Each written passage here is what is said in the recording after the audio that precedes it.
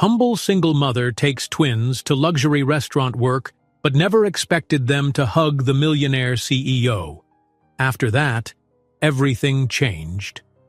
But before we dive into the full story, let me know where you're watching from and what time it is.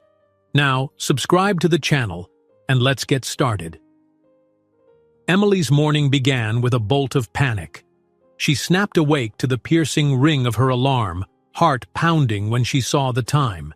She had overslept and only had minutes to prepare herself and her 6-year-old twins, Ethan and Owen, for the day. Normally, she would have dropped them off with a trusted neighbor or friend, but as she fumbled for her phone to check messages, she remembered the awful truth.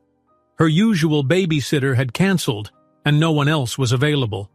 This was her first week at the new restaurant job, one she could not afford to lose, and yet she had no choice. She would have to take the boys with her. Trying to remain calm, she rushed to the small kitchen where Ethan and Owen were already climbing onto chairs, each babbling about how hungry they were. She glanced at the half-empty fridge, uncertain what to serve that wouldn't slow them down too much. "Boys," she said, grabbing slices of bread and peanut butter, "we're short on time this morning. Try to eat quick, okay?" They giggled at how flustered she looked, and as if to highlight the chaos, Owen almost spilled the entire jar of peanut butter. Emily saved it at the last moment, setting it carefully on the table with a shaky sigh. Her hands shook as she scrolled through her contacts for the third time that morning, hoping in vain for a babysitter. Everyone she relied on was either busy or out of town. Defeated, she tapped the phone against her palm and looked over at Ethan and Owen. They were finishing their hasty breakfast, blissfully unaware of the tightrope she was walking. With no other option, she made the decision that would set the whole day on edge. "Okay, guys," she said, pulling on her worn jacket, "you're coming to work with me today." She herded them out the door as quickly as possible, ushering them down the short flight of steps from their modest apartment.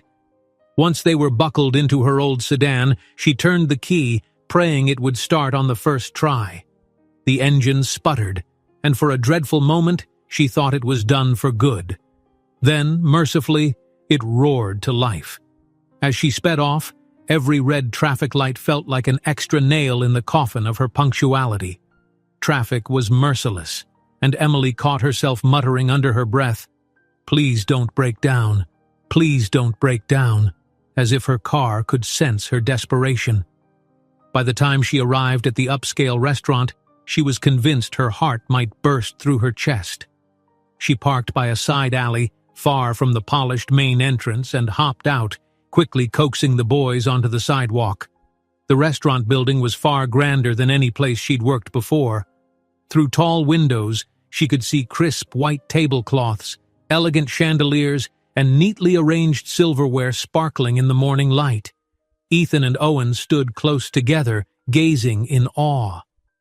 "Wow," breathed Ethan. "Is this where you work, Mom?" Emily managed a tense smile. "Yes, but remember, you two need to behave. This isn't like the diner I used to work at. It's very fancy, and my boss is very strict." They entered through the main doors, stepping onto gleaming floors. Music played softly overhead, and the smell of fresh coffee and pastries drifted through the lobby. Immediately, she spotted Mr. Carter, the restaurant's manager, making a beeline for her. He was dressed in a perfectly pressed suit, slick hair styled in a way that seemed to reflect any overhead light straight into an unsuspecting person's eyes. His lips were pressed together in disapproval the second he saw the twins at Emily's side. "You're late," he barked quietly, his gaze dropping to the boys. "And I see you've brought guests." Emily clenched her hands behind her back to steady herself. "I'm sorry, Mr. Carter. My babysitter canceled last minute and—" He cut her off, glaring. "I don't need excuses. We have standards here. You should have planned better." With an impatient wave of his hand, he gestured at the empty dining area, where other staff members bustled to prepare for the lunch service. "Just see to it they don't get in anyone's way. One misstep, and we're going to have a serious conversation about your position here. Understand?" Emily managed a quick nod, her cheeks burning. Her thoughts raced. How was she supposed to keep two energetic boys from causing chaos in a place this ornate and regimented? She tried not to let the panic show in her face. Before she could speak again, Rosa, a fellow waitress, approached with a sympathetic smile. She seemed a few years older, her expression warm despite the tension lingering in the air. "I'll cover your first few tables, Emily," she offered quietly. "Go ahead and take a moment to settle in. Maybe set the boys up in the break room with some crayons or something." Grateful, Emily mouthed a silent, "Thank you," and guided Ethan and Owen away from Mr. Carter's intense stare. The moment they stepped into the main dining room, the boys gawked at the glittering chandeliers, their reflections bouncing off the pristine silverware. "This is so cool," said Owen, twirling in a small circle as if he were on a dance floor. Emily set them up near a corner table with some paper and colored pencils she dug out of her handbag. She smoothed their hair and reminded them in a hushed tone to be quiet and stay put. Then, with a deep breath, she dashed off to the kitchen to gather her apron and instructions for the lunch shift. The kitchen was a world of its own, full of sizzling pans and the sharp aroma of fresh herbs. The head chef, a stern man named Martin, didn't even glance at Emily as he barked out orders to his sous chefs. She tiptoed around the mania, not wanting to draw attention, and grabbed her server's notebook. The thought of the twins wandering past the swinging doors into this frenzy sent a wave of dread through her. Just as she was about to slip back out, she heard a commotion in the hallway leading to the dining room, a metallic crash and the clatter of glass. Heart in her throat, she rushed toward the sound. She found Ethan and Owen standing frozen, wide-eyed beside a toppled tray of water glasses. Their tiny faces looked terrified, as though they'd just unleashed a thunderstorm. A second later, she realized all wasn't lost. Only 2 glasses had actually shattered. Most had stayed intact, rolling harmlessly across the floor. Emily acted fast, scooping the boys out of harm's way before they could step on any broken shards. Mr. Carter strode over, face red with disapproval, but Emily quickly secured a mop and began cleaning up. She apologized in every direction, from the hostess to the 2 nearby waiters. Luckily, no one was hurt. Rosa arrived and tried to help, letting Emily retrieve the twins and lead them to a quieter spot near the coat check, offering them paper and markers again. She knelt beside Ethan and Owen, brushing a stray lock of hair from Owen's forehead. "Please," she whispered, "stay right here for me. I know it's hard. Just a little longer." Their big eyes nodded in unison, and Emily gently squeezed their hands before returning to the dining area. The near mishap left her frazzled, but she forced herself to focus on taking orders, checking plates, and clearing tables. She managed to save a few orders that were placed incorrectly by double-checking them before they left the kitchen, impressing a sous chef who looked at her with grudging approval. Still, she felt the weight of Mr. Carter's gaze.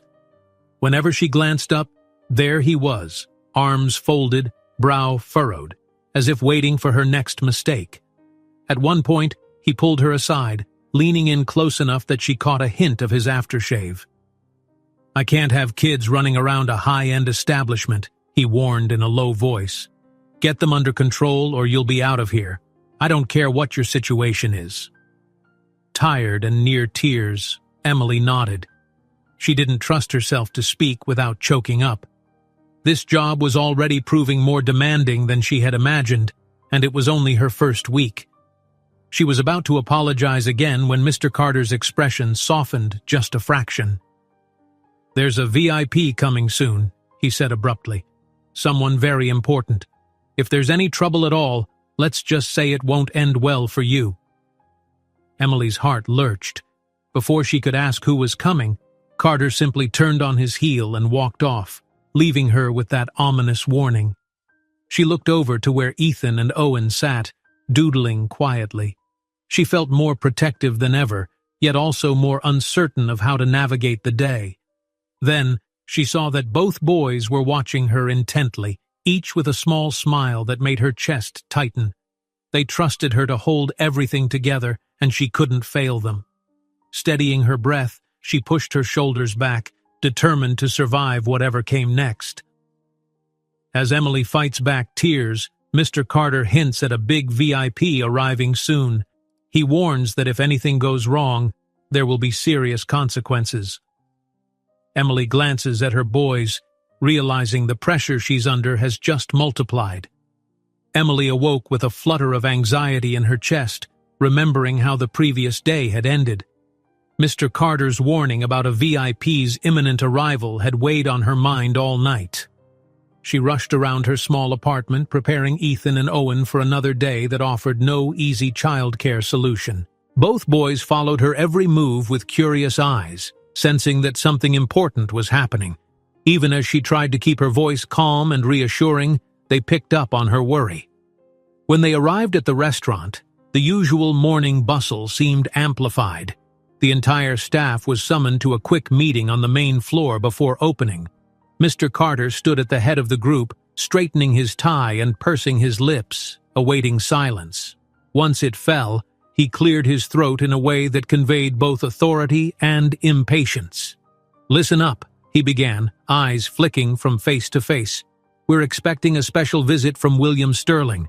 Yes, the William Sterling, billionaire CEO, rumored to be eyeing new investments in the area." A murmur rippled through the staff. The cook's assistant exchanged wide-eyed glances with the hostess, and a few long-time waiters whispered theories about why someone so powerful would bother with their establishment. Mr. Carter silenced them with a raised hand. "The bottom line is this: everything must be immaculate. Any slip-ups reflect poorly on this restaurant, and I won't tolerate that. Understood?" Emily felt her stomach twist. She looked down at Ethan and Owen, clinging to her sides, and gently nudged them to move behind her skirt. She knew Mr. Carter's gaze would inevitably land on them, and indeed, his eyes narrowed briefly. The staff meeting concluded with the same air of tension that had begun it. People broke into smaller clusters, whispering about the famous visitor. Not long afterward, rumors started flying. Some of the older staff members swore up and down that William Sterling was known for slashing half of a workforce if he found them lacking, while others claimed he had donated millions to charity and was friendlier than tabloids let on. Emily, listening with half an ear, tried to keep track of Ethan and Owen in the corner of her vision. She didn't want them soaking up all this chatter or stumbling into trouble. Before long, Rosa spotted Emily's anxious glances at the twins and offered a gentle solution. "Hey," she said softly, "I'll be in the break room folding napkins for a bit. Why don't you let Ethan and Owen hang out with me? I can keep them busy with some crafts or something." The relief on Emily's face was unmistakable. "That would help a lot. Thank you." She ushered the boys down the short hallway to a small room used mostly for staff lunches and spare storage. Rosa spread out some stray menus for them to color on, and the twins quickly started scribbling, their excitement contained for the moment. "By the way," Rosa added, setting up cups of juice, "did you hear Mr. Carter say the visitor is some kind of bigwig billionaire? They're calling him Sterling." Emily nodded, pressing her lips together. "Yeah, and apparently he has a reputation." Rosa shrugged. "I've heard a lot of rumors about people like that. Truth is, we won't really know what he's like until he shows up." Outside, the restaurant was a hive of preparation. Someone polished the silverware until it gleamed under the chandeliers. Another staff member meticulously ironed tablecloths. Emily was tasked with setting the special table at the far end of the dining room. This table was always reserved for VIPs, but seldom had the restaurant gone to such lengths. Fresh flowers in the perfect shade of ivory, specially folded napkins, and a row of handcrafted breadsticks waiting in a basket. She carried the floral arrangement gingerly, feeling her hands tremble the whole way. The arrangement was gorgeous, with delicate white roses and deep green foliage that smelled faintly of mint. She placed it at the center of the table, adjusting it until the angle was just right. Trying to stifle her nerves, she inhaled slowly and stepped back to check that every fork and spoon was aligned with the next. In the kitchen, the head chef barked orders at his staff as if this were the most crucial event in all of culinary history. The sous chef hovered around the stove, eyes darting between saucepans and timers. They all seemed determined to produce perfection, aware that a single imperfect dish might lead to dire consequences, or at least serious disappointment. Amid the flurry, Ethan and Owen found a way to sneak out of the break room briefly. It happened when Rosa was distracted by a phone call, and the boys, ever curious, decided to wander into the hallway. As soon as Emily spotted them, her heart nearly stopped. They were drifting dangerously close to a small station where the sommelier arranged expensive wine bottles for the day's service. One wrong move and a small fortune in glass and vintage reds could shatter across the gleaming tile floor. Emily rushed over, intercepting them just before Ethan knocked his elbow against a precarious bottle. In the process, she accidentally bumped the sommelier's arm, causing him to almost drop a precious Bordeaux. He steadied himself with a gasp, color draining from his face. "I'm so sorry," Emily blurted, pulling both boys behind her. "They didn't mean to." The sommelier exhaled a shaky breath. "Please, just try to keep them somewhere safe. These bottles are worth more than some people's rent." She couldn't blame him for being upset. Apologizing profusely, she corralled Ethan and Owen back toward the break room. When she arrived, Rosa was already on her way, phone still in hand. "I turned around for 1 second," Rosa sighed, clearly frazzled. "Are they okay?" Emily glanced down at the twins, both of them looking guilty. "They're fine. No harm done, but it was close." Before she could scold them further, a sudden hush fell across the restaurant. Mr. Carter's voice came over the dining room, instructing staff to get into position.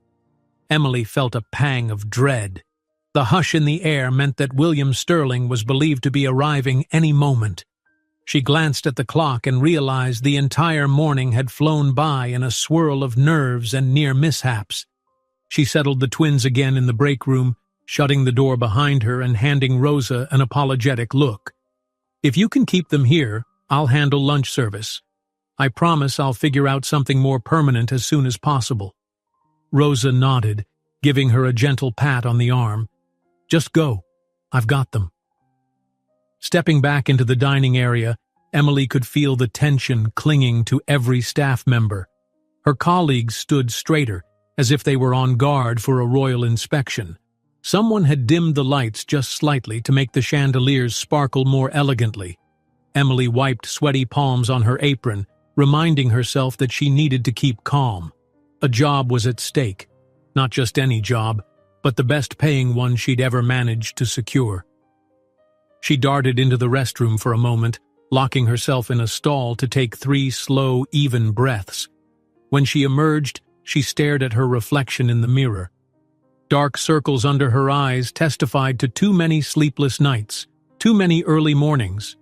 Yet in that reflection, she also saw a woman determined to provide for her children, whatever the cost. "You've got this," she whispered. Then she straightened her posture and went back out. A few moments later, she overheard the hushed complaints of a co-worker, someone who had never seemed too fond of children in the first place. "I can't believe we have to impress a billionaire while babysitting," he grumbled under his breath, noticing Emily pass by. She pretended not to hear, but the comment stung.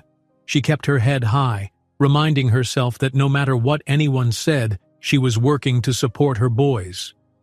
No matter how bleak things looked, she couldn't allow herself to fail. Her mood lifted a bit when Rosa appeared by her side and slipped her a small note. Emily tucked it into her apron before reading it. She didn't want Mr. Carter to see. When she later found a quick second to glance at it, she saw Rosa's neat handwriting. "You are stronger than you think." The simple message made Emily's eyes burn with gratitude. At least one person in this place had her back. Just then, the main doors swung open, and the crisp click of expensive shoes echoed across the marble floor. Conversations halted, and the hush was so complete that Emily nearly forgot to breathe. Every set of eyes turned to the entrance, and she too peeked around the corner, heart hammering. For a split second, she thought the figure wearing a tailored suit, stepping inside with a commanding air, could be Sterling. but as the man moved closer, Mr. Carter's rigid posture relaxed. It was only one of their regular suppliers, arriving with an armload of fresh produce. A collective sigh of relief spread around the room, accompanied by a surge of leftover tension.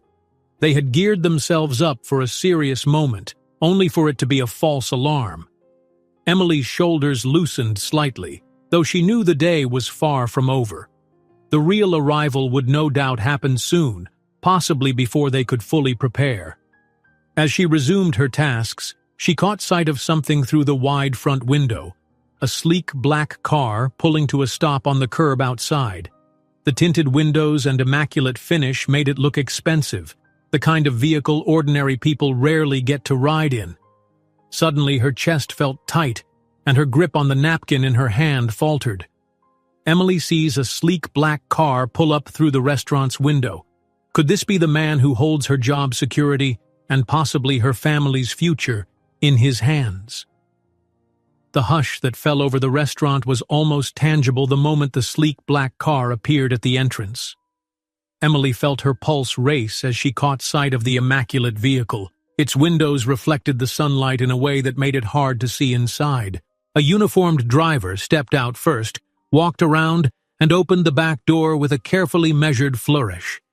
The entire staff seemed to hold its breath. William Sterling emerged with a certain graceful authority, dressed in a tailored suit that seemed cut to perfection. He paused at the entrance and surveyed the foyer as if he were reading the mood of the room. Mr. Carter hurried forward, his posture so stiff he might have been mistaken for one of the marble statues near the coat check. In a voice that wavered between pride and nerves, the manager offered a welcome.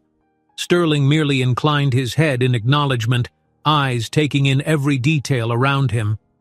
Emily tried to blend in with the other servers, heart hammering as she wondered if the twins would stay hidden in the break room. Yet, even at a distance, she sensed a kind of reserved curiosity in Sterling's gaze. His mouth curved in a hint of a smile, so slight it was almost imperceptible, when he noticed the staff fluttering about like startled birds. As soon as Mr. Carter whisked Sterling deeper into the restaurant, Emily exhaled, relieved that the moment of tension had passed without incident. She darted toward the break room to make sure Ethan and Owen hadn't decided to go exploring again. She found them sitting cross-legged on the floor, flipping through an old magazine Rosa must have given them. A surge of gratitude coursed through her. "Guys," she whispered, kneeling beside them, "I just need you to wait here a little longer, okay? The fancy guest has arrived, and it's very important we stay calm." Ethan nodded with wide eyes. "Is he really rich, Mom?" Owen chimed in. "Is he a king?" She forced a small smile. Well, he has more money than we'll ever see, but that doesn't make him a king. He's just a person. A very important person, though, so please stay here." While they seemed content enough, Emily knew that curiosity could easily win out. She hurried back to the dining area, focusing on the tasks at hand. The hush had dissipated into a muted but hectic energy. Servers whispered updates about which dishes the head chef had prepared, and the sous chef peeked around the kitchen door every now and then, scanning for Sterling's reactions. Mr. Carter was guiding Sterling around the restaurant floor, pointing out decor details and the history of the establishment. Emily kept her head down, cleaning stray glassware and tidying table settings. She felt safe doing that, figuring it was less likely to attract attention. Yet, in an inevitable twist, the break room door suddenly swung open, and two familiar figures slipped out, glancing around with mischief in their eyes. Her heart sank the moment she spotted Ethan and Owen creeping along the far wall, trying to stay unseen. Before she could call to them, Owen, looking over his shoulder to see if Emily was chasing him, bumped into a tall menu stand. It wobbled, teetering dangerously for a split second. Emily reacted with lightning speed, dropping the napkins in her hands and rushing forward. She caught the stand just as it was about to topple onto a nearby table. The crash, though averted, still created a noisy clatter. Heads turned in alarm. Mr. Carter spun around, lips pressed into a thin line, while William Sterling and a few nearby patrons paused to watch the commotion. Mortified, Emily clutched the menu stand, trying to keep from trembling. Her eyes darted to Ethan and Owen, who were frozen in place, as though caught in the spotlight. Mr. Carter's face flooded with disapproval. He looked as if he was about to unleash a storm of harsh words right then and there. Emily braced herself for the worst, heart pounding. But something unexpected happened. William Sterling stepped forward, an air of calm authority about him. He regarded the twins with mild amusement, then turned to Emily with a question in his expression, as though asking if they were all right. She swallowed, cheeks burning. "I'm so sorry," she managed, voice shaking a bit. "My children—" Before she could finish, Ethan piped up, looking at Sterling with curiosity rather than fear. "Are you the billionaire?" he asked in that guileless tone only a child could muster. Owen chimed in, "Do you have superpowers?" Emily wished she could evaporate into thin air. Her gaze darted to Mr. Carter, who looked ready to explode. But William Sterling surprised them all by bending slightly, coming closer to the twins' eye level. "I don't have superpowers," he said with a faint, almost teasing smile, though some might argue a big bank account can seem like one. Ethan and Owen stared at him in silent awe, as though he'd just confirmed he was part of some secret team of superheroes. Mr. Carter cleared his throat loudly. "Sir, I apologize for this disruption. Perhaps we can continue our tour away from—" Sterling raised a hand just enough to halt the manager's words. "They're fine," he said quietly. "No harm done." His eyes flicked to Emily. "Please don't worry. Accidents happen." An immediate wave of relief hit her. She couldn't recall the last time someone extended such understanding, especially in front of Mr. Carter. She managed a quick nod, ushering Ethan and Owen gently behind her. She knew they had to get back to the break room, out of sight and out of trouble, so she quietly guided them away. Sterling's gaze lingered for a moment, seemingly reading the unspoken gratitude on her face. Over in the kitchen, the head chef was plating a special dish he'd spent all morning perfecting. The staff buzzed around him, adding final touches to sauces and garnishes. Sterling's presence hung over everything like a pressurized cloud, urging them all to strive for flawless execution. Even with no direct involvement in the kitchen, Emily could feel the energy emanating from behind those swinging doors. Once Ethan and Owen were safely redirected to Rosa, Emily took several steadying breaths before returning to her station. She expected Mr. Carter to rush over and deliver a harsh reprimand, but he was too busy catering to Sterling. For the next few minutes, she busied herself bringing out water glasses and neatly folded napkins. Her mind, however, kept returning to that brief interaction when Sterling showed not anger, but interest and kindness. It was a tiny moment, but it offered a spark of hope. She didn't have time to dwell on it. The hush returned as Sterling settled at the specially arranged table in the corner. The lighting there was warm, reflecting off the polished silver cutlery. Mr. Carter remained at the billionaire's side, describing their top wines in painstaking detail. The manager threw Emily a sharp glance across the room like he was daring her to cause another scene. Soon the hush spread even further. People craned their necks, trying to see if Sterling would like the meal, if he would say something about his visit, or if he would simply eat in silence. Waiters hovered, not wanting to miss a single signal. Emily continued tending to other tables, feeling a mix of tension and relief. At least the twins were safe for now. Then Mr. Carter approached her, lips set in a thin line. "William Sterling has specifically asked for you to serve his table," he said in a voice that carried both disbelief and irritation. Emily's eyes widened. Her heart hammered so hard she could feel it in her eardrums. "Me?" His stare was steely. "Yes. Don't ask me why. Just go, and don't mess up."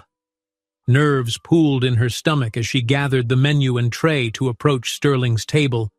She wasn't sure if he had chosen her because of the twins or if there was some other reason. Either way, it meant stepping directly into the spotlight. As she walked up, she gripped the tray firmly, reminding herself to breathe.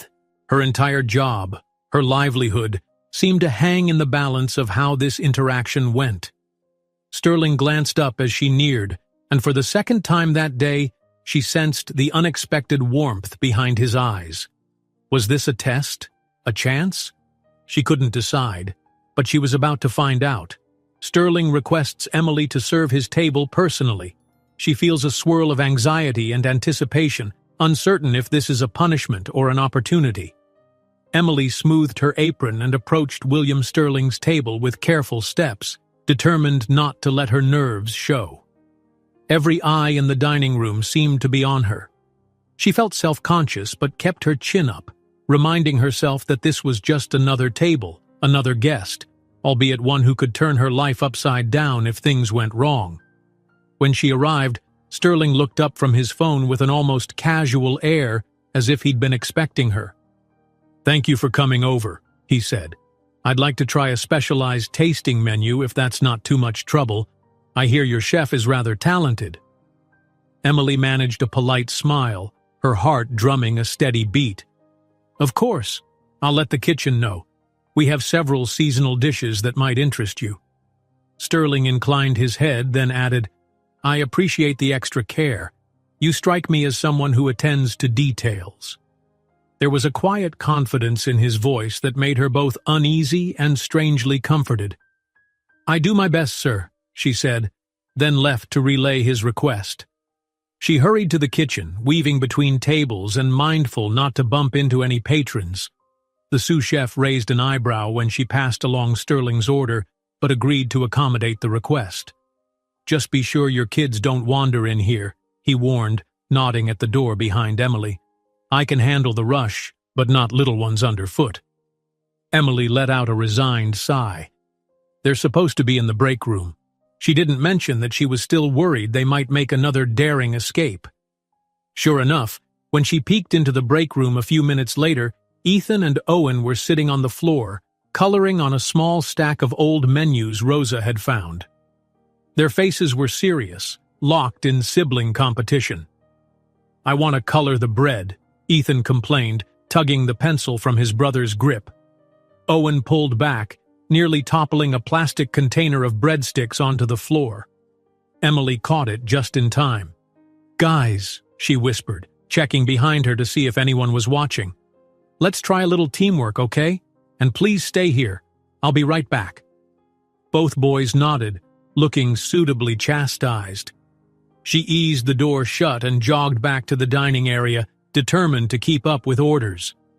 Mr. Carter was skimming around the corners, watching everything like a hawk. The tension in his posture suggested he was ready to pounce on any slip she might make.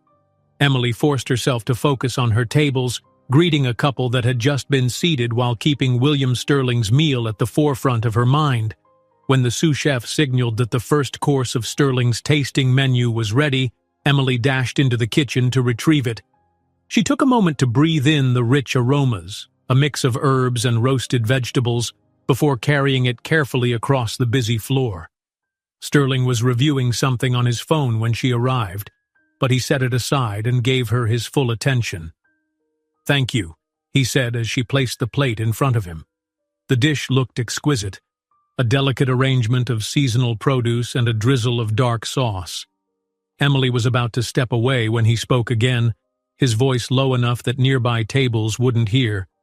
"So, you have children." She tensed, not sure what angle he was taking. "Yes," she said simply, hoping to sound professional rather than defensive. Sterling nodded. "And you work here full-time?" "I do." She glanced around, suddenly aware that Mr. Carter was lurking somewhere, likely disapproving of personal conversations. I'm doing my best to manage both." He lifted his fork and sampled the first bite of food, but his gaze returned to her with a spark of curiosity. "I can see that. It's not easy, is it?" Before she could respond, he added, "You must be proud of how well you handle everything." Her cheeks warmed at the unexpected compliment. "I'm just making do," she said, feeling a flood of conflicting emotions. She sensed genuine interest in his tone, yet she also felt wary. certain Mr. Carter would step in any second to remind them both of proper etiquette. Right on cue, the manager sidled up, clearing his throat. "How is everything, Mr. Sterling?" he asked smoothly, shooting Emily a warning look. Sterling didn't miss a beat.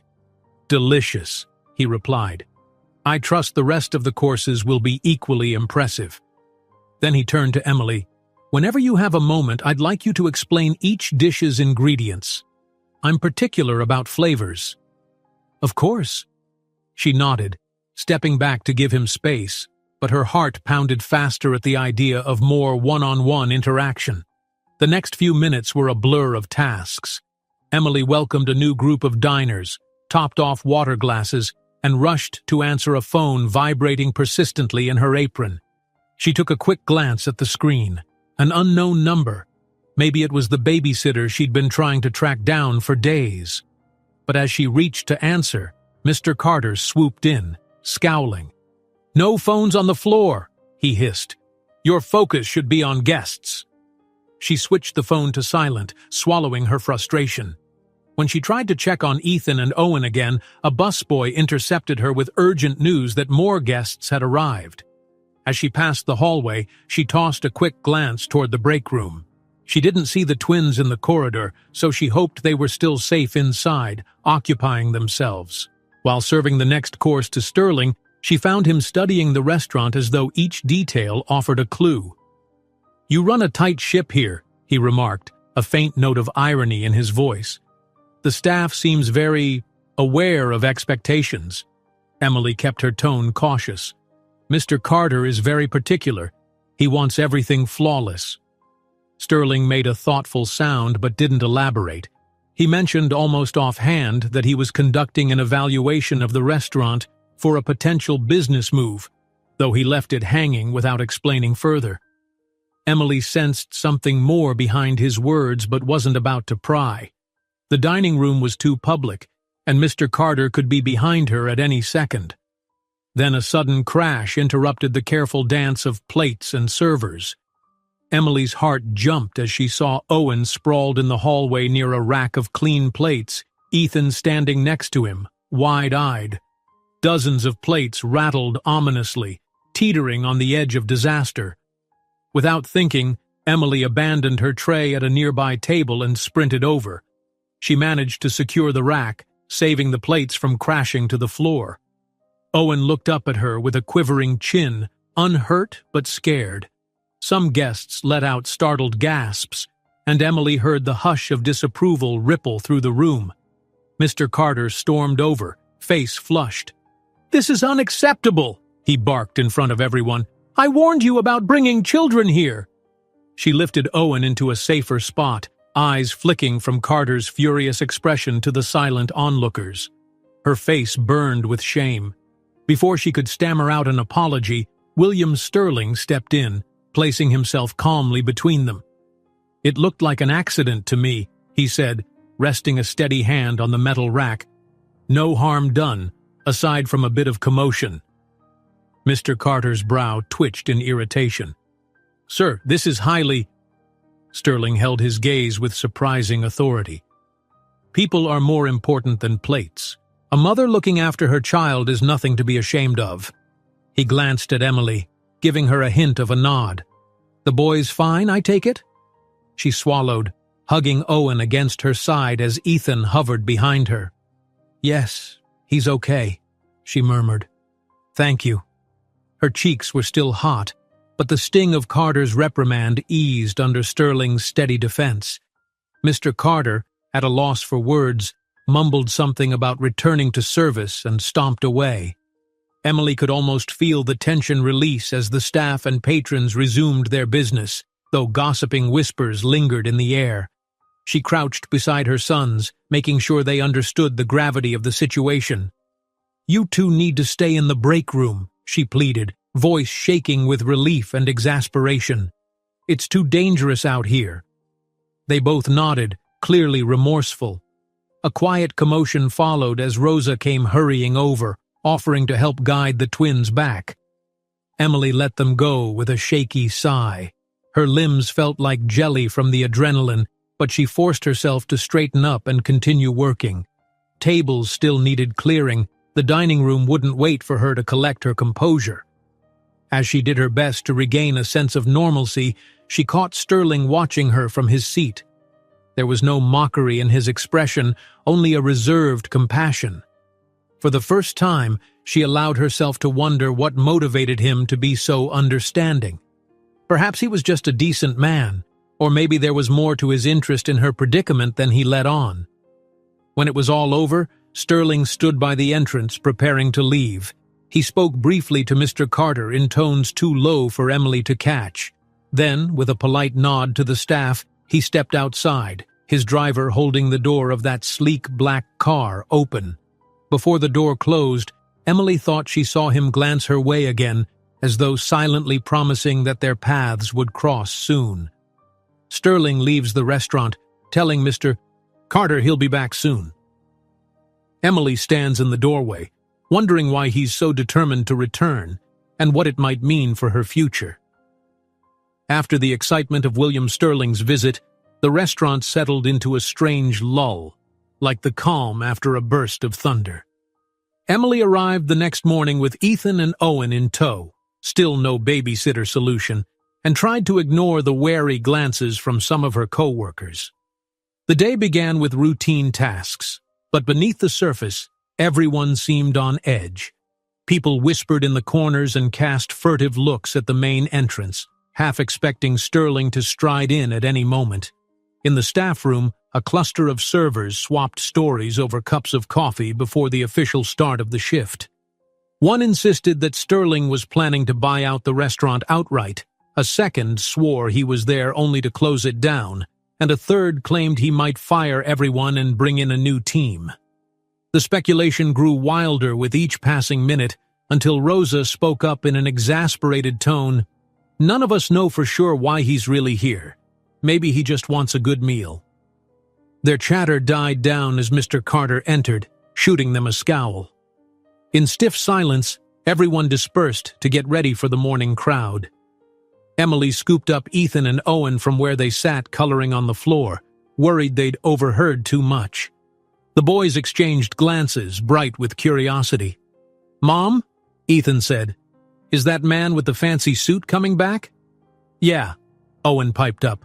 "Mr. Sterling?" Emily mustered a confident smile, though her mind was teeming with questions of her own. "I'm not sure," she replied. "We might see him again, but for now, we just need to focus on getting through today." When the dining room opened, she threw herself into greeting early patrons, showing them to tables and explaining the specials. Little by little, she started to believe this might be a relatively calm day. Then Mr. Carter pulled her aside, his features tight with tension. "Emily," he said, voice low so the customers couldn't hear, "this situation with your kids wandering around has to stop. I've given you more slack than any other staff member would ever get. We can't have them running into racks of plates again." She felt her cheeks burn, remembering the near accidents. "I've been looking for childcare," she said quickly, "but nobody's available on such short notice. He didn't let her finish. "You either find a sitter," he warned, "or you stop bringing them here. If you can't manage that, it's your job on the line. This is a business, not a daycare." With that, he turned on his heel and marched off. Emily stood there for a moment, biting back the sting of tears, then forced herself to take a steadying breath. She dug out her phone, stepping into a quiet corner near the bar. The boys were being watched by Rosa in the break room again, so she had a few seconds of relative peace. She dialed the numbers of neighbors and acquaintances she had tried before, only to get the same disheartening results: conflicting schedules, vacations, or simple refusals. Rosa joined her after a while, guiding Ethan and Owen to a table near the staff lockers, where they could scribble more drawings. "I'm sorry it's so hard, Em," Rosa said gently, her eyes reflecting genuine concern. "I remember when my daughter was that age, and I was juggling 2 part-time jobs.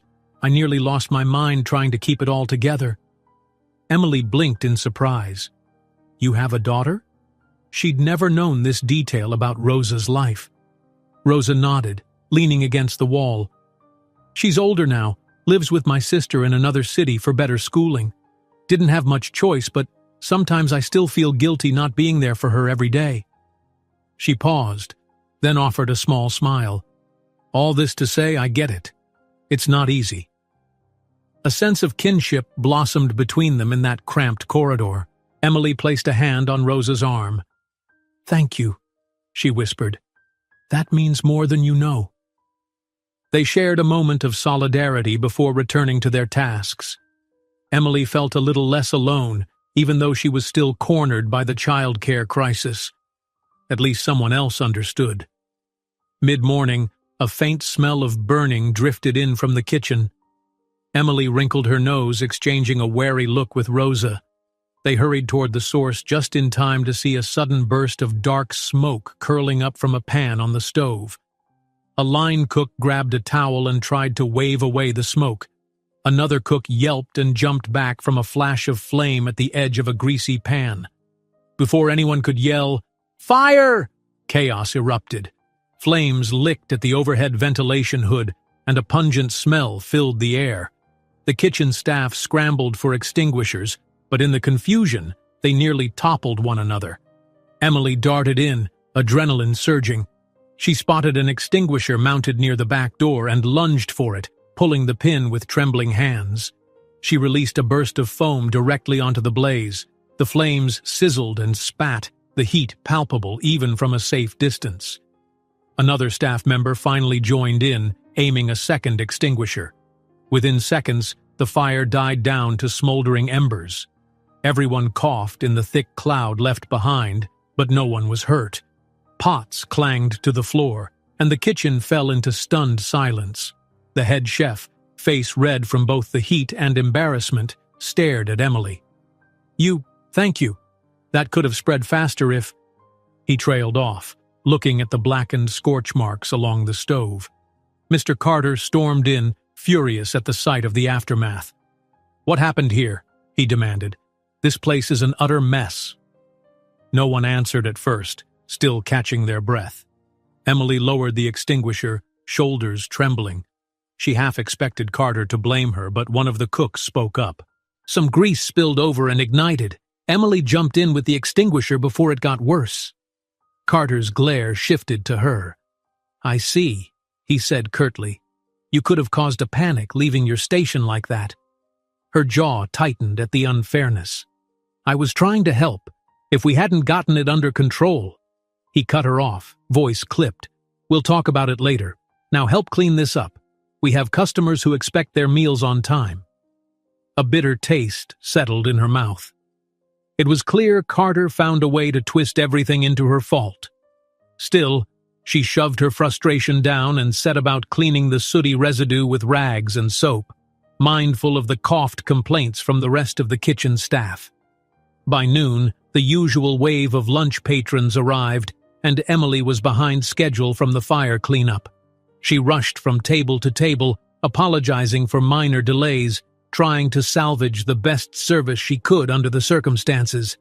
Eventually, her legs ached and her head pounded, exhaustion sinking in like a weight she couldn't shake.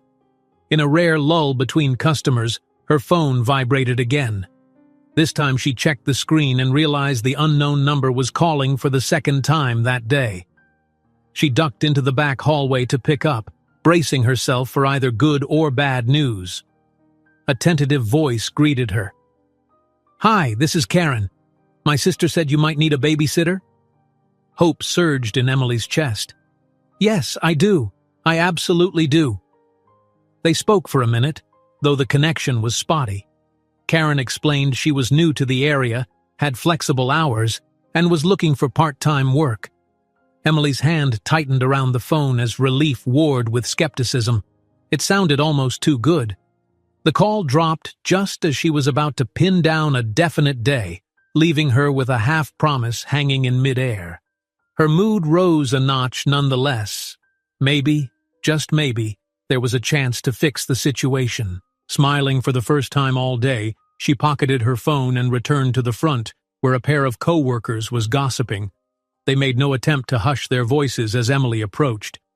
"I heard she almost burned the kitchen down," one said pointedly, casting a glance at Emily. "Kids here one day, fires the next. She's a walking disaster." Emily pretended not to hear, but the comment struck like a slap. She swallowed, mustering the courage to keep her posture firm. She thought of Rosa's words, and of the bravery it took to keep going when everything felt stacked against her. Let them talk, she told herself. She had more important worries than idle gossip. From across the dining room, she spotted a suited figure lingering in a corner booth, jotting something down in a small notebook. For a moment, she thought it might be William Sterling, but the man's features were different, thinner. He was an unfamiliar face, yet he carried himself with a similar air of confidence. Whenever Emily glanced his way, he seemed to be observing everything with cool detachment. She pushed the thought aside, figuring it was just another business guest. There were bigger fish to fry, like how to get through the afternoon shift without further catastrophes. The day dragged on in fits and starts, little pockets of calm interrupted by the scramble of meal rushes. Whenever she checked on the twins, she found them playing quietly under Rosa's watchful eye, or dozing in corners when their energy finally wore out. By late afternoon, the place quieted down. Emily felt lightheaded, a mixture of fatigue and mild dehydration. She downed a glass of water and listened to Rosa's gentle invitation. "Hey, you deserve a break. Let's grab a coffee or something after our shifts. Maybe talk about that babysitter who called you." The idea sounded wonderful. Emily pictured sitting in a cozy cafe, letting the tension ease from her muscles as she mapped out a plan to balance work and motherhood. She was about to agree wholeheartedly, relief flooding in at the thought of a friendly ear, when Mr. Carter's sharp voice echoed over the hostess stand. "Emily, phone for you. The caller asked for you by name." Puzzled, she set down her glass and walked over. "Hello?" she said cautiously into the receiver. A smooth voice at the other end spoke, soft but firm. "This is Mr. Sterling's office. He's arriving sooner than expected and requested we inform you and the staff. Please ensure everything is in order. He'll be there very shortly." As Emily hung up, her pulse quickened. A new wave of anxiety washed through the restaurant. She turned to Rosa, who watched her with raised brows, and nodded grimly. Just as Emily decides to accept Rosa's invite, an unexpected message arrives on the restaurant's phone. William Sterling is returning sooner than expected. The staff braces for what's next, hearts pounding. The message that William Sterling was returning soon sent a ripple of renewed tension through the restaurant. Emily could almost feel the static charge in the air as staff members scrambled to ensure every surface gleamed, every wine glass sparkled. Mr. Carter stalked from table to table, pointing out invisible specks of dust or misaligned silverware, all the while muttering his usual warnings about perfection. Meanwhile, Emily tugged at the sleeves of her uniform, bracing herself for whatever Sterling had in mind this time. When a sleek black sedan finally pulled up outside, Mr. Carter rushed to the door to greet the billionaire, posture rigid and smile forced. Sterling stepped into the lobby with an air of focus, wearing a neatly tailored suit that managed to look both understated and expensive. His gaze swept the restaurant, pausing occasionally to note details: a slightly crooked painting, a water glass that sat too close to the edge of a table. Emily couldn't tell if he was satisfied or disappointed by what he saw. Before Carter could launch into a lengthy welcome speech, Sterling raised a hand in a polite but firm gesture. "Thank you, Mr. Carter," he said calmly, "but I'd like to speak with the entire staff at once. Could you gather them for me in the main dining room, please?" Mr. Carter blinked, clearly rattled by the abrupt request. "Of course, sir," he replied, standing up a little straighter. He hurried off, barking orders at the waiters and kitchen staff to come forward. Within minutes, the group assembled near the center of the dining room. They formed a loose circle around Sterling, exchanging worried looks.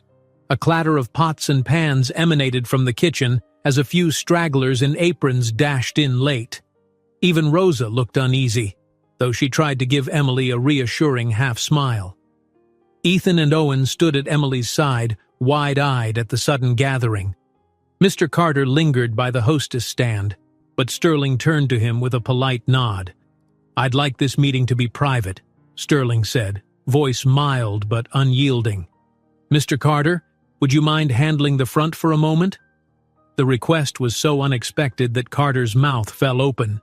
He hesitated, unsure whether to argue. A few of the staff exchanged startled glances. Carter finally cleared his throat. "Certainly, sir," he replied, though a flash of something close to resentment crossed his face. He spun on his heel and marched back to the lobby, leaving the staff clustered around Sterling. A hush settled. The only sounds were faint murmurs of customers finishing their meals in the far corner and the subdued tinkling of background music. Sterling scanned the circle, meeting each person's eyes in turn. Emily felt her stomach twist when he paused a half-second longer on her. She wondered if everyone else noticed. "Thank you for assembling," Sterling began. "I'll get straight to the point. I've been observing this restaurant for a while now, both as a patron and through my business channels. I see immense potential here. The location is excellent, the cuisine is promising, and many of you show remarkable dedication."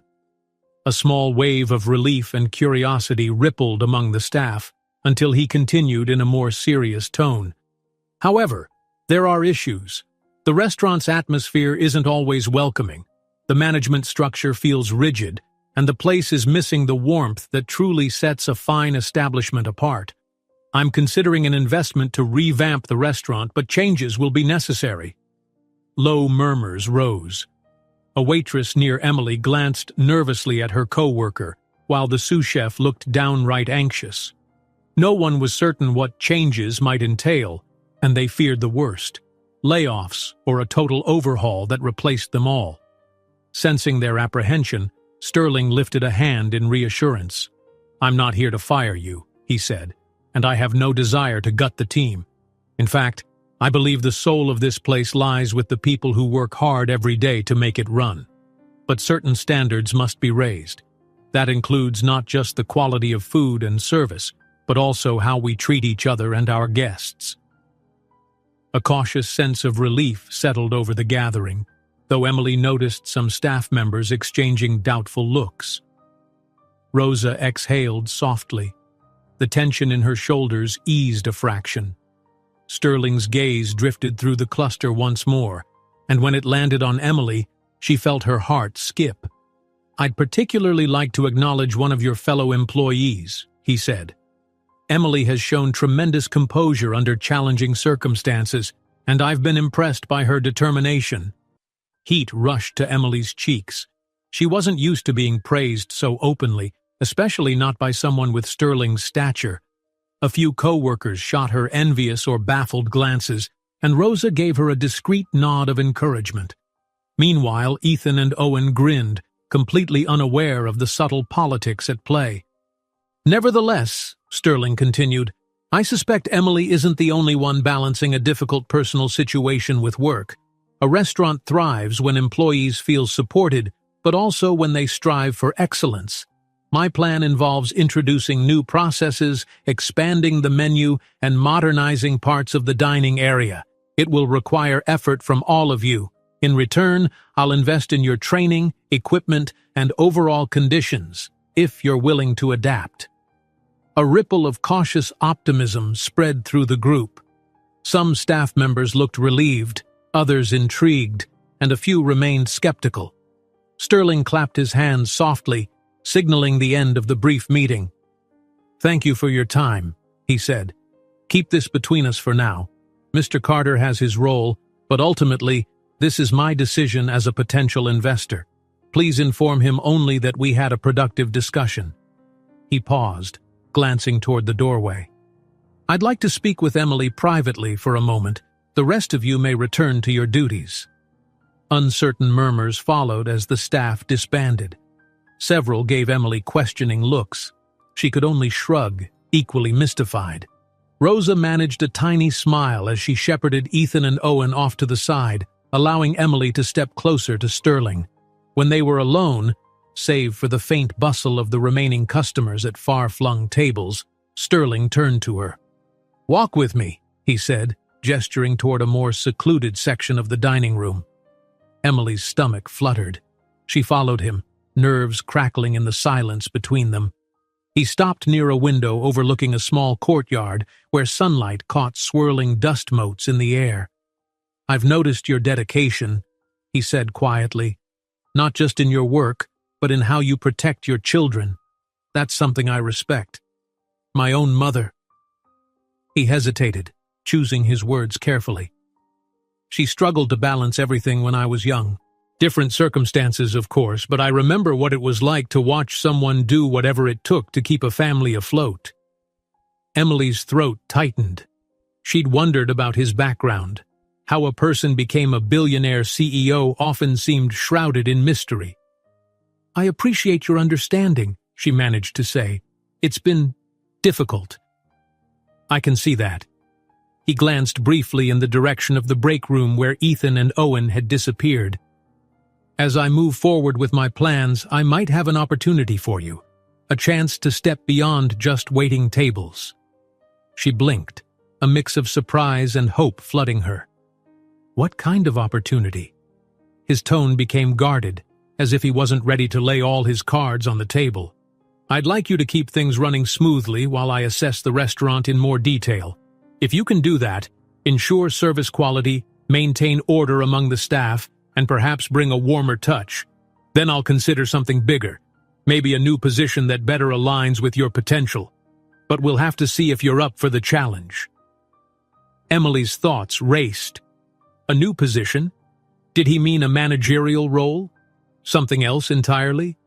She could feel her life hanging on the edge of his cryptic offer. I'm willing to try," she said quietly, feeling unsteady and excited at once. "But I'm not sure how to handle the kids. Mr. Carter's already on my case." Sterling dipped his head in acknowledgement. "I understand. For now, do what you must to keep them safe. If you prove you can manage all of this, we'll have a more comprehensive conversation about how I can help. Until then, just keep doing your best." He offered a brief, reassuring smile, then took a step back. "Thank you for your time, Emily. I'll be watching closely." With that, he turned and walked toward the front of the restaurant, where Mr. Carter stood wearing an impatient frown. As Emily followed behind at a respectful distance, she felt both exhilarated and terrified. She couldn't begin to guess what Sterling truly had in mind for her, but it felt like a lifeline, one she desperately needed. They stepped onto the main floor, and Carter approached immediately, posture rigid. Sterling slipped out the door with only a curt nod at the manager, leaving Carter glaring after him. Emily tried to blend into the background, but Carter's gaze zeroed in on her like a hawk spotting prey. "What did he say?" he demanded, voice low and tense. "Why did he want to talk to you alone?" She hesitated, mind spinning with Sterling's warning to keep the broader conversation private. "He just had a few questions about the daily routine. Nothing major." Carter's eyes narrowed. Disbelief radiated from every taut muscle in his face. "Don't lie to me," he hissed. "If you think you can get some special advantage." But Emily only shook her head, stepping away from his anger. Deep inside, she knew that whatever Sterling's plans were, they put a target on her back. And she felt the tides of her life shifting, whether she was ready or not. As Emily re-enters the restaurant floor, Mr. Carter demands to know what Sterling told her. She realizes that whatever Sterling offered could make her a target for the manager's resentment, and that her life is about to shift dramatically. The day began in hushed tension. Emily could feel the difference as soon as she walked into the restaurant, twins holding onto her hands. The staff seemed to move with exaggerated caution, and some even stopped whispering altogether when they saw her pass by, as though she carried a secret they feared. She didn't have the luxury of worrying about rumors at that moment, though. She just had to get through another shift without drawing Mr. Carter's wrath. She set Ethan and Owen up in the break room as usual, with an extra supply of crayons and snacks to keep them occupied. Rosa was kind enough to check in on them whenever she could, and the boys smiled at Emily like they still found this fancy restaurant as exciting as a trip to the moon. but their mother couldn't help feeling a twinge of guilt every time she saw them in that cramped space, quiet in a place where children's laughter seemed unwelcome. The schedule Mr. Carter handed her was brutal. He assigned her the largest section of the dining floor, tables known for demanding patrons and complicated orders. He didn't bother hiding his intentions. "Prove you're as valuable as Sterling thinks," he muttered under his breath, loud enough for only her to hear. Then he was gone, gliding off to glare at other employees. Emily bit her tongue. She needed this job, especially after whatever half-offer Sterling had hinted at. And Carter, clearly resentful of her recent private meetings with the billionaire, was testing her limits. By mid-morning, the restaurant began to fill with early lunch guests. Emily greeted them politely, forcing a smile as she handed out menus. One man seemed particularly prickly from the start, complaining that the lighting was too bright and the water tasted off. She apologized and fetched him a fresh glass. Another table had a group of business people who spoke to one another in clipped tones, barely acknowledging her as she tried to take their orders. Through it all, she stayed calm, checking her watch whenever she had a spare moment to ensure Ethan and Owen were still safe and out of sight. Rosa caught her at the espresso machine between tables, giving her a worried look. "Carter's in a foul mood today," she warned softly. "Be careful." Emily huffed a quiet, humorless laugh. "I'm always careful."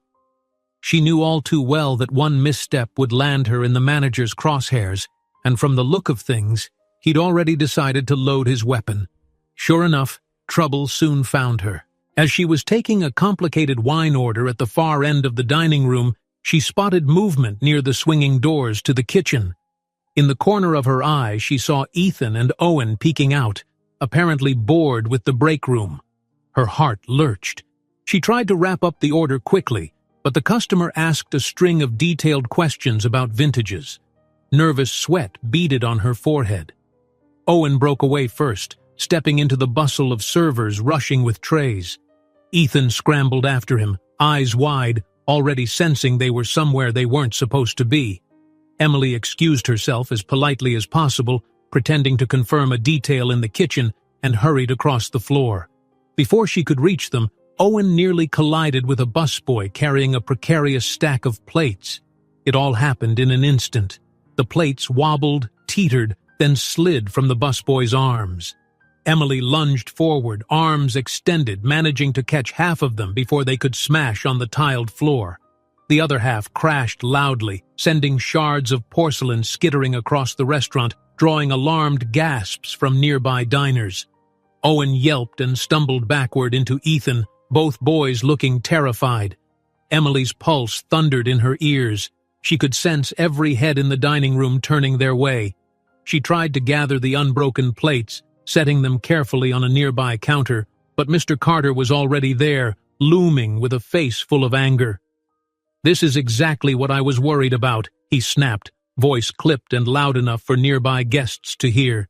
"If you can't control your children, Emily, I suggest you find work elsewhere." Tears burned at the corners of her eyes, but she refused to let them fall. "I'm sorry," she said. "It was an accident.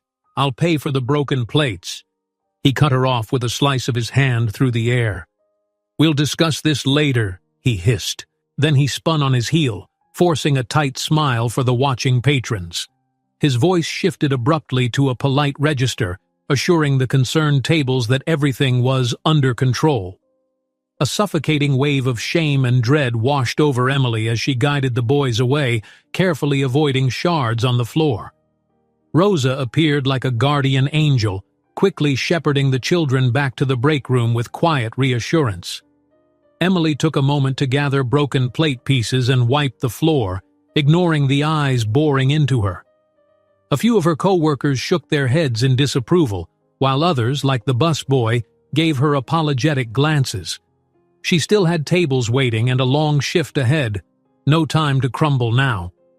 She forced herself to deliver orders with a collected composure, though her hands trembled slightly as she poured coffee or refilled water glasses. The group of business diners accepted their meals but made no effort to hide the fact they were discussing the accident in hushed, pointed tones. One of them even asked if the restaurant was always this lively. Emily apologized, feeling the heat creeping up her neck. She managed to power through the lunch rush, receiving only minimal help from the rest of the staff. It seemed that, aside from Rosa, no one wanted to cross Mr. Carter by offering Emily any extra assistance. By the time the dining room began to thin out, her legs felt like lead, and her ears still rang from the clatter of those falling plates. In the lull after lunch, she ran to check on Ethan and Owen. Rosa had propped the break room door open slightly, trying to give them some air. The boys were subdued, clearly feeling guilty.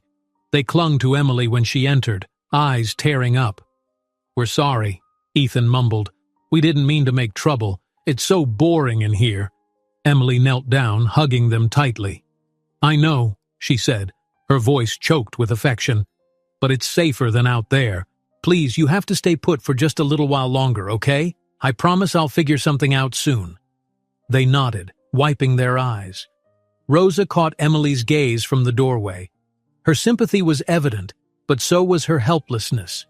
After giving the boys what comfort she could, Emily forced herself to return to the floor, where she found Mr. Carter glaring in her direction near the host stand. She braced herself for another tongue-lashing, but he merely gestured curtly for her to resume her duties. His face suggested he was holding back a storm, though. In the kitchen, the chef overheard some of the events that transpired. He offered Emily a rare note of encouragement, saying she'd done well to save half the plates. "Could have been worse," he remarked. But even that small consolation couldn't ease the sick feeling in her stomach. The rest of the afternoon passed in a tense haze. She tried to recover her usual efficient rhythm, taking orders, clearing plates, offering forced smiles. Every now and then, she felt Carter's gaze following her, unblinking and predatory, as though waiting for the slightest misstep. Her mind drifted to William Sterling and his cryptic hints about a new position or a helping hand. Would any of it come in time?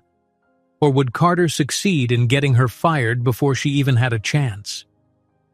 As evening approached and the dinner crowd trickled in, Emily found herself caught between worry for her sons, resentment from her manager, and her own growing exhaustion. A few times, she barely avoided dropping trays because her arms felt so unsteady. After seating a couple who demanded a spot by the window, she straightened up, trying to steel herself for the rest of the night. It was at that moment that Mr. Carter approached her with a cold glint in his eyes. "Emily," he said in a tone that made her spine prickle, "we need to have a word. In my office." She swallowed, a knot forming in her stomach. He turned and walked away, not waiting for an answer. She glanced over at the break room where Rosa was gently playing a clapping game with Ethan and Owen to keep them entertained. Emily drew a shaky breath and followed Carter's rigid figure down the narrow hallway to a small door marked "Manager." When she stepped inside, he closed the door slowly behind her, the click of the latch echoing in the cramped space. The air felt suddenly thick, as though something explosive hovered right on the brink. Carter calls Emily to his office. She steps inside, bracing for the worst, as he slowly closes the door behind them, setting the stage for a potentially explosive showdown. Emily's pulse drummed in her ears the moment she stepped into Mr. Carter's cramped office. The air felt stifling, filled with the faint odor of old paperwork and stale coffee. He shut the door behind her with a low click that seemed to echo in the hush. She stood, waiting, uncertain whether she should speak first or remain silent. "Sit," he said curtly, pointing to a wooden chair. She did as told, nerves jangling. Carter paced a slow circle behind his desk, his expensive shoes tapping the worn carpet. Then he spun to face her, eyes flashing with frustration. "I warned you," he began, each word clipped. "These children of yours are a menace in a fine dining setting. It's unacceptable." Emily inhaled, trying to stay calm. "I'm doing my best, Mr. Carter. I really am. I have no other option right now." He slammed a hand on the desk, making a small stack of receipts flutter. "Don't say no other option to me. There's always an option. And if you can't handle yours, You shouldn't be working here." His tone lowered, but no less venomous. "The fact is, I've bent over backward giving you second chances. A single mother with twins, sure, I can sympathize. But my sympathy ends where my profits begin to suffer." She gripped the edge of the chair, heat rising in her cheeks. "I haven't asked for special treatment," she said, voice trembling. "I'm just trying to keep my job." "Oh, please," he sneered. "Don't pretend you don't know what's really going on. William Sterling takes a sudden interest in you, calls you by name, requests you personally. Do you think I'm blind? He's obviously protecting you. Why else would you still have a job after all these incidents?" Emily opened her mouth, but no words came. She hadn't fully processed why Sterling was so understanding herself, but Carter's insinuations felt like an attack. Finally, she managed, "He's not protecting me. I do my work, and I do it well." Carter rolled his eyes. "You're delusional if you think there isn't favoritism at play. And let me tell you something. I won't have my authority undermined. Not by you. Not by him. Do you understand?" His voice cracked with barely contained fury. She swallowed, trying to keep her gaze steady. "I'm just an employee here, Mr. Carter. I'm following the rules." He cut her off again. "Then follow them better. Keep your children out of sight, out of mind, or pack your things and go. This can't continue. I'm giving you one final warning. Another slip, and you're out. I don't care if you end up on the street." Those last words flared something hot in Emily's chest. She stood, her voice firming. "Excuse me, but they are my children. They can't just vanish. I wish I had a better solution, but I don't. Not right now." Mr. Carter's face twisted and he took a step closer, eyes narrowed in a way that felt almost predatory. "Then find one. Or else." His gaze flicked to the door, as if daring her to leave. "Now get back on the floor before I change my mind about giving you this final chance." Her thoughts swirled with helpless anger. She was about to turn away when the door suddenly opened. William Sterling stood there, his calm demeanor oddly jarring in the tense room. He must have overheard at least part of the heated exchange, for his gaze moved from Carter's clenched jaw to Emily's distressed expression, and a spark of understanding crossed his features. "Am I interrupting?" he asked, stepping forward. The quiet authority in his voice seemed to drain the anger from the air, leaving Carter looking more startled than furious. Mr. Sterling," Carter stammered, attempting to regain composure.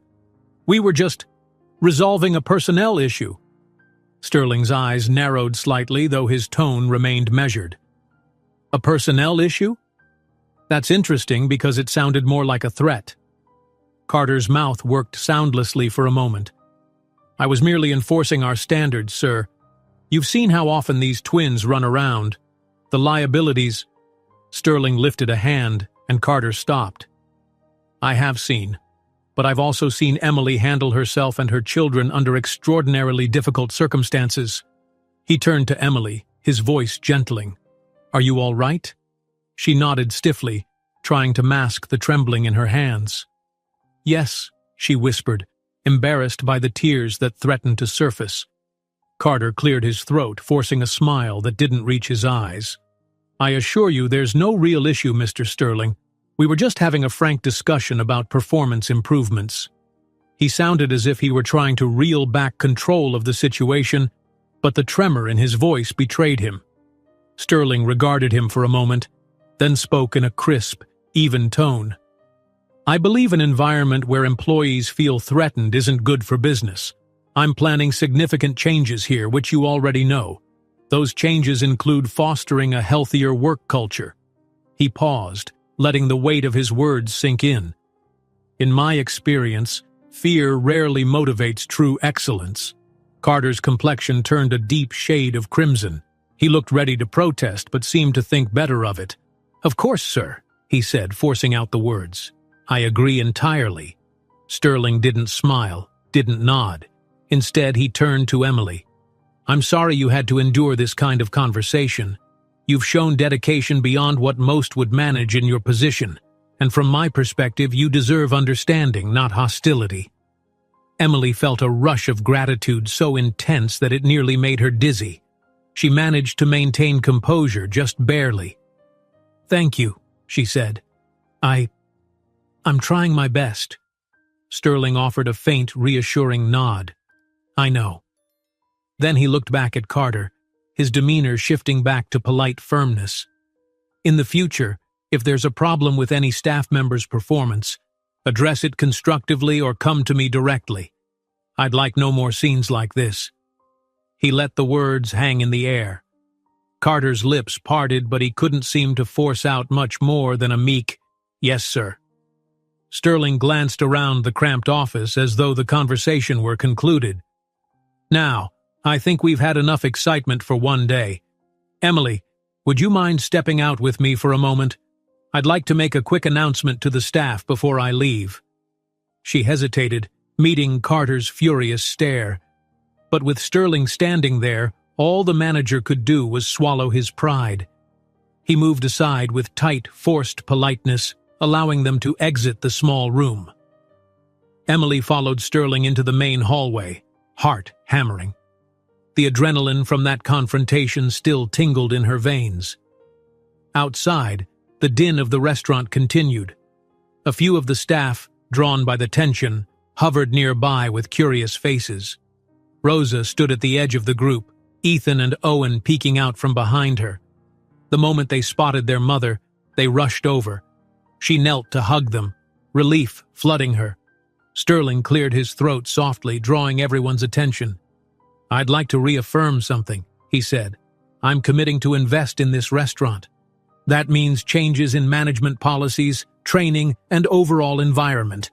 If we work together, this place could become a prime example of both fine dining and respectful leadership." He scanned the room, glancing briefly at Carter, who lingered near the host stand, lips pressed in a thin line. "Those who adapt and contribute to a positive atmosphere will thrive here. Those who can't may find it uncomfortable. Is that clear?" Murmurs of acknowledgement spread through the staff, a mix of relief and uncertainty. Sterling offered a polite farewell nod, then turned to Emily with a gentler expression. "I'll be stepping out now, but I'd like to speak with you after your shift. I have a few thoughts on a more permanent solution for you and your boys." Her heart leapt at his words, a fresh wave of hope surging through her. "Yes, of course. Thank you," she managed, voice barely above a whisper. Sterling nodded once more, then made for the exit. The staff parted, and Emily watched as he disappeared through the door, leaving a stunned silence in his wake. A moment later, the chatter resumed in hushed tones. She held Ethan and Owen closer, feeling a sense of cautious optimism that she hadn't felt in a long time. Sterling asks Emily to see him after her shift, hinting that he has more to say, this time something about a lasting solution for her and the twins. Emily's nerves buzzed like an overcharged wire as she finished her shift, glancing at the clock every few minutes. The day had crawled by in tense moments and hurried steps, especially after Mr. Carter's explosive confrontation in his office. Although William Sterling had intervened, the sense of precariousness lingered. She couldn't help but wonder if she was clinging to a lifeline that might vanish without warning. When the restaurant finally cleared of its last guests, Emily gathered her courage. Ethan and Owen were dozing in a corner of the break room under Rosa's watchful eye. The older waitress offered a sympathetic smile as Emily prepared to step away. "Don't worry about them," Rosa said quietly. "They'll be safe here until you're done." Emily brushed a hand over her son's soft hair, feeling a pang of guilt for leaving them again. But the chance to talk to Sterling might open a door she'd never expected. With a nod of thanks to Rosa, she left the break room and headed to a small VIP lounge on the far side of the building. Sterling had asked her to meet him there, away from the bustle of closing duties. She found him standing near a low table, idly tapping his phone against his palm. The air felt different around him, both charged and calm at the same time. He looked up as she entered, offering a small smile that softened the usual crisp lines of his demeanor. "Emily," he said, setting his phone aside. "Thanks for coming." Her heart fluttered with a nervous energy she tried to quell. "Of course," she replied, voice quieter than she intended. The lounge was dimly lit, furnished with plush seats and decorated in muted tones, the kind of place designed for discreet conversations over expensive drinks. She could practically feel the weight of each footstep on the thick carpet. Sterling gestured for her to sit across from him. "How are you holding up?" he asked, concern flickering in his gaze. "It's been a rough day." She let out a dry laugh. "That's an understatement, but I'm managing. Thank you for intervening with Mr. Carter. I'm not sure what would have happened otherwise." He inclined his head. "No need to thank me. Your manager's behavior was... Let's just say I won't tolerate that kind of toxicity when I'm seriously considering an investment here." Emily hesitated, folding her hands in her lap. "So, you're really going through with it? Buying this place, or at least part of it?" "That's the plan," Sterling confirmed, crossing his legs. "Although the final structure is still up in the air, I could become the primary owner, or I might work out a partnership with current stakeholders. Either way, changes are inevitable, and I need people I can trust to see those changes through." She blinked, a faint, hopeful flutter in her chest. "That's why you wanted to talk to me?" "Partly," he said. A subtle warmth showed in his features. "I meant what I said about you standing out. You've been juggling an impossible situation.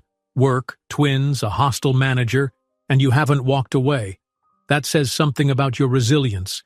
I can't imagine that kind of perseverance doesn't extend to other aspects of your life." For a moment, embarrassment mingled with gratitude, and Emily wasn't sure how to respond. Eventually, she managed, "I guess I'm stubborn. My boys need me to be strong, so I don't see quitting as an option." Sterling nodded. "That kind of resolve is rare, and it's why I want your help in a more prominent role if I finalize my investment. Something beyond just waiting tables." He paused, as though carefully choosing his next words. "I'm thinking about creating a guest relations position or maybe a front-of-house supervisor. You have a knack for handling people, diffusing tension." Her breath caught. A management role?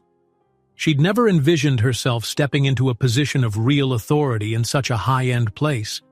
It felt surreal. I don't know what to say," she admitted. "I mean, it's an incredible offer, but my life's complicated. I'm barely holding it together right now." Sterling leaned forward, resting his elbows on his knees. "That's actually another point I wanted to discuss.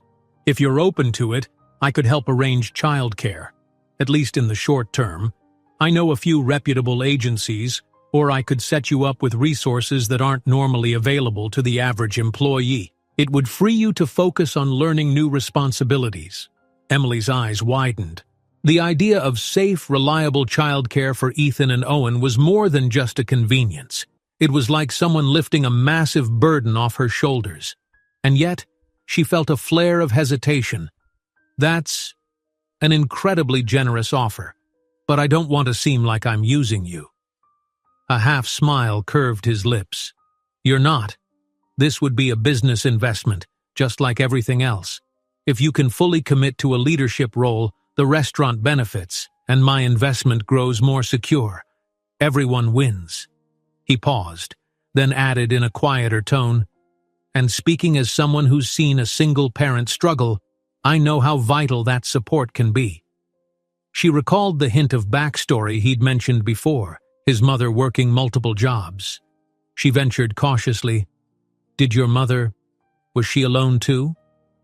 Something flickered in his eyes, an old sadness.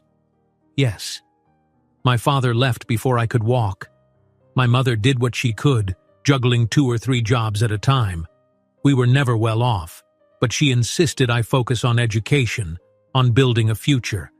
I wouldn't be where I am today without her sacrifices."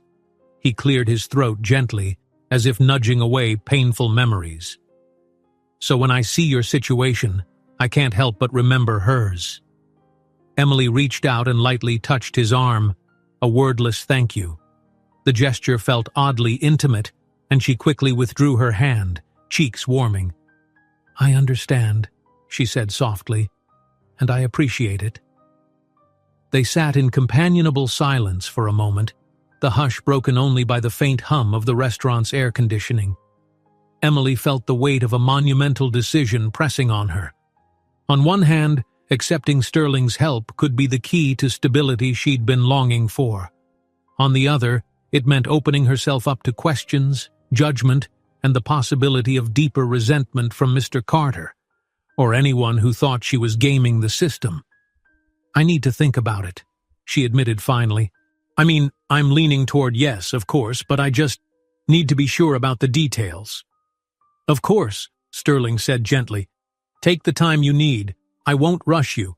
But I will say that if you decide to step into this new role, it'll be sooner rather than later.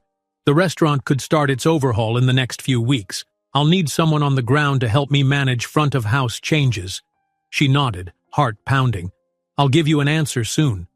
Sterling stood, smoothing a barely visible crease from his suit jacket. "Good.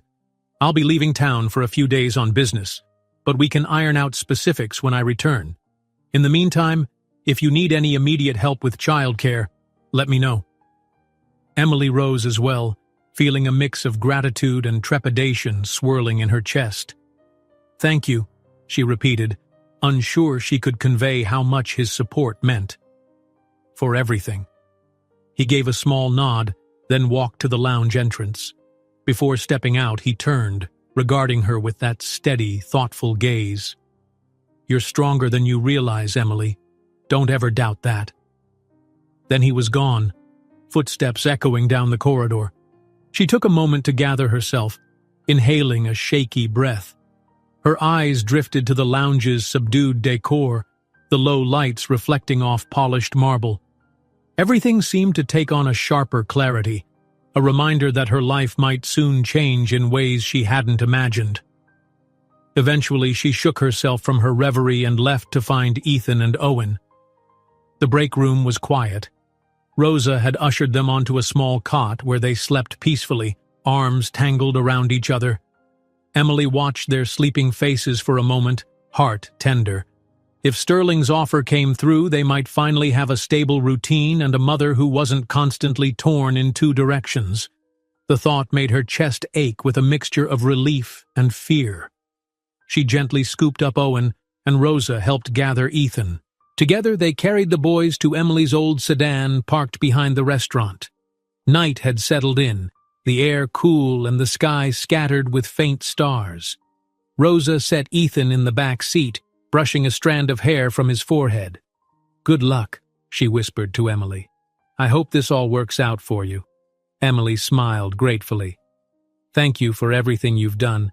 I don't know how I'd survive without your help, too." They embraced briefly before Rosa headed back inside to finish her duties. Emily climbed behind the wheel, glancing in the rearview mirror at her sleeping children. She had to decide soon. But a flicker of hope glowed inside her, the sense that better days might be within reach.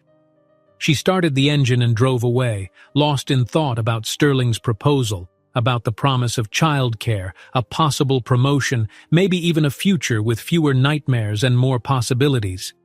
The entire time, a tiny voice in the back of her mind whispered a warning. Mr. Carter wouldn't simply fade into the background. If anything, he'd be angrier, more determined to sabotage her. She could almost picture his resentful eyes, the clenched jaw as he realized she was escaping the box he'd tried to put her in.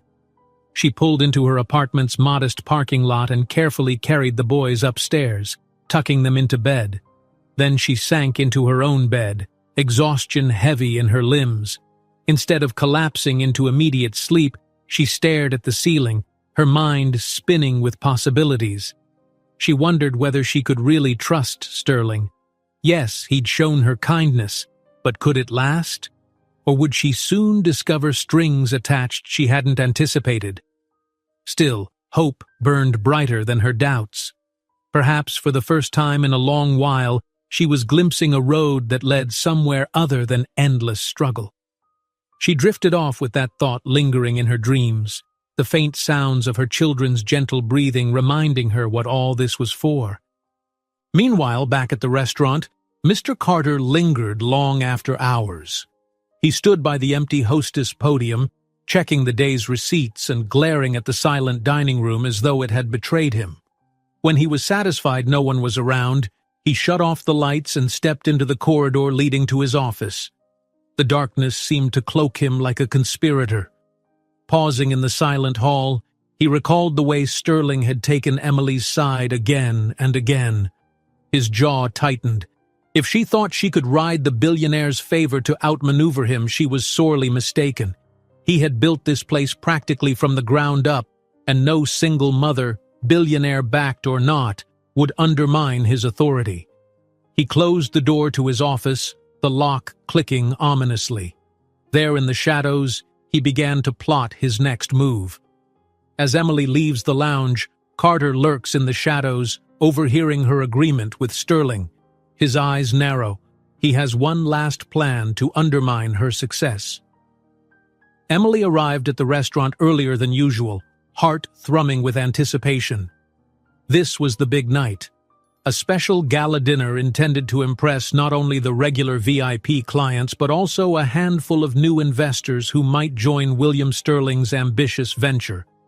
She'd spent the afternoon making sure every detail of the newly polished front of house ran smoothly, table settings, lighting, decor, and her own staff instructions.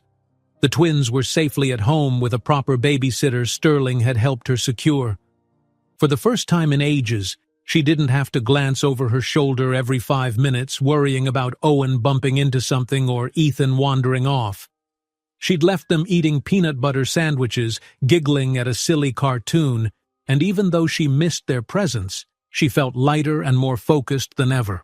Mr. Carter prowled the dining room like a wary animal. His stiff posture suggested he was still determined to maintain control, though everyone knew William Sterling now held the real power. The glances Carter threw at Emily as she checked table linens and surveyed the flower arrangements were full of cold resentment. He said nothing, merely tightened his jaw each time she passed. By late afternoon, deliveries of fresh seafood and fine wine arrived, and Emily made sure every crate was accounted for and properly stored. The sous chef nodded approvingly at her preparations. A few of the older waiters, once dismissive, now followed her guidance without complaint. She noticed the subtle shift in their attitudes, some out of respect for the changes being made, others perhaps out of fear of crossing Sterling's favored employee.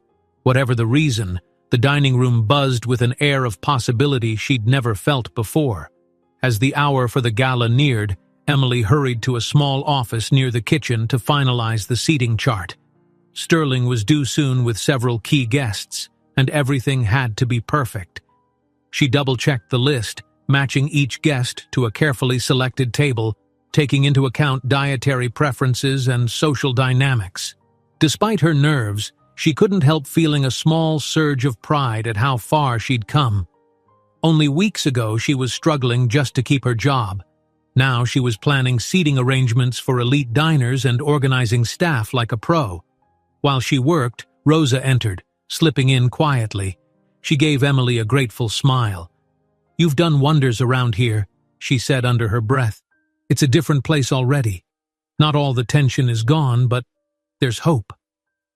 Emily set down her pen, warmth kindling inside her. "I still can't believe it sometimes," she confessed. "But let's see how tonight goes. After this, maybe we'll all be able to breathe a little easier." "Just watch out for Carter," Rosa murmured, glancing around as if the manager might be lurking. "I've seen him in corners, whispering to a couple of staff members I don't recognize. Feels like he's up to something." Emily frowned, a flicker of worry crossing her face. She knew Carter wasn't the type to let go of his grudge easily.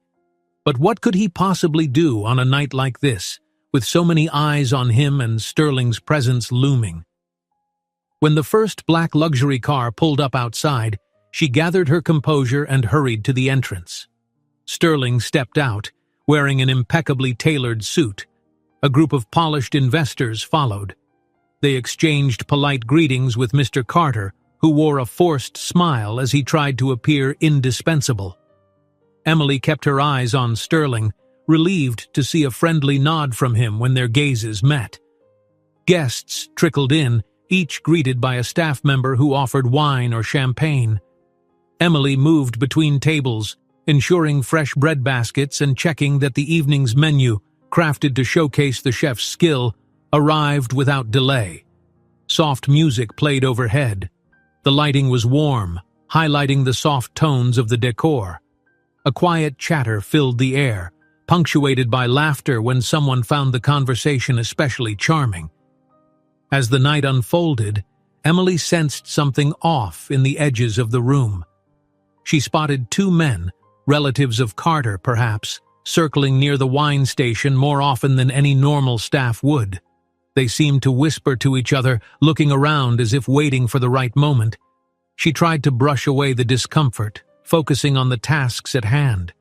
But Rosa's warning echoed in her thoughts. Around the midpoint of the event, just as the third course was being served, Emily heard a sudden crash from the kitchen. Shouts followed. Her stomach lurched. She dashed through the swinging doors, only to see the head chef flailing his arms in outrage. A huge tray of carefully plated entrees had been knocked to the floor, sauces and garnishes splattered in a messy heap. The two men from earlier stood nearby, looking guilty but also somehow triumphant. Carter loomed behind them with a blank expression. "That's an entire course ruined!" the chef roared. "I told you not to carry so many plates at once!" One of the men shrugged, sending a sideways glance at Carter. "We were just following orders, chef," he said, his tone oddly smug. "Wanted to keep things moving fast. Accidents happen." Emily's heart pounded. A major crisis in the middle of the gala could destroy the evening's success and sabotage her reputation too. She swooped in, urging the kitchen staff to remain calm. "We have backups," she said firmly, recalling that she'd asked the chef to prepare a few extra servings just in case. It wouldn't be easy to replate everything, but they could manage if they worked quickly. "Chef, can you salvage the extras? We'll serve them as soon as possible." The chef nodded, though his face was still mottled with anger. "We can try. Give me 10 minutes." He barked instructions to the staff, who sprang into action like a well-trained unit. Sauces had to be reheated, garnishes rearranged, and plating done at breakneck speed. Emily shot a look at Carter. He stood near the doorway, arms folded, his face unreadable. Had he orchestrated this? Possibly. Yet she had no proof. She caught Rosa's eye across the kitchen, and the older waitress gave a firm nod, as though to say, "Don't let him win." With renewed determination, Emily helped wipe up the mess on the kitchen floor, then dashed out to the dining room to manage any potential fallout. A few tables had grown restless, noticing the delay between courses. She put on her most reassuring smile, explaining that there had been a minor kitchen mishap, but that fresh plates were on their way. She assured them it would be worth the wait. William Sterling, seated with his business guests, noticed her agitation. He rose quietly and approached, voice low so only she could hear. "Is everything okay?" She swallowed hard, meeting his calm gaze. "Just a setback in the kitchen. We're working it out." He studied her face, then nodded. "You can handle it, I'm sure. If you need anything, let me know." It was exactly the vote of confidence she needed. She returned to the kitchen to find the chef triumphantly arranging the final touches on the newly plated entrees. Together they rushed the dishes out to the waiters. Guests soon received their meals, and the kitchen crisis passed almost as quickly as it began. Emily watched from a distance, heart thumping, as Sterling's table took their first bites. She saw a flicker of delight on their faces, followed by murmurs of approval. Relief washed over her. The sabotage had failed, if that's what it truly was. She suspected Carter was fuming somewhere in the shadows, but the event continued without further disaster. As the evening wore on, conversations turned lively. Glasses clinked as toasts were made. Sterling led a round of compliments for the staff, praising the service, ambiance, and dishes. By the time dessert arrived, a meticulously crafted selection of miniature pastries. Everyone seemed thoroughly charmed. Emily found it hard to hide her pride. Despite everything, the night was a success. In a final flourish, Sterling stood up in front of the entire room. He explained his vision for the restaurant, a place that merged fine dining with genuine warmth, run by people who cared. He announced his official investment plan, speaking of upgrades to the decor and an overhaul of certain managerial practices. Through it all, Carter hovered in the background like a discarded afterthought, face set in a grim mask. When Sterling finished, the guests burst into applause. Emily felt tears prick at her eyes. She had never imagined such a transformation in her life. A few weeks prior, she was on the brink of losing her job, desperate with no babysitter and no security. Now she stood among clapping patrons and staff, recognized for her role in helping the night succeed. The crowd began to thin as the gala concluded, leaving behind echoes of music and the scent of fine foods. A few final handshakes and farewells were exchanged, and Sterling caught Emily's elbow as she cleared away empty wine glasses. "You did well tonight," he told her. "I'll send over the official paperwork soon about your new role, if you're still interested." Her throat was tight with emotion, but she managed a nod and a trembling smile. "I'm definitely interested. Thank you." He gave her a warm glance. "No, Emily, thank you. Tonight proved you have what it takes." Moments later, someone called her name. She turned to see Ethan and Owen bounding across the dining room, eyes shining. They had begged the babysitter to bring them in for the final moments of the big event. Any lingering guests smiled or chuckled at the sight of the boys racing past white tablecloths and sparkling centerpieces. They wrapped their arms around Emily's waist, and before she knew it, William Sterling knelt to greet them, meeting them at eye level. With an almost paternal softness, he smiled as they giggled, clinging to his suit jacket with uncontained excitement. As the evening winds down, Ethan and Owen run to Emily, hugging her tightly, and she's not the only one they hug. William Sterling kneels to greet them again, smiling. In that moment, Emily senses that their lives have truly changed.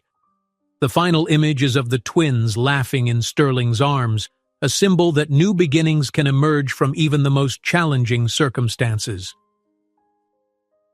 If you enjoyed this story, don't miss the next one. Just click on the screen.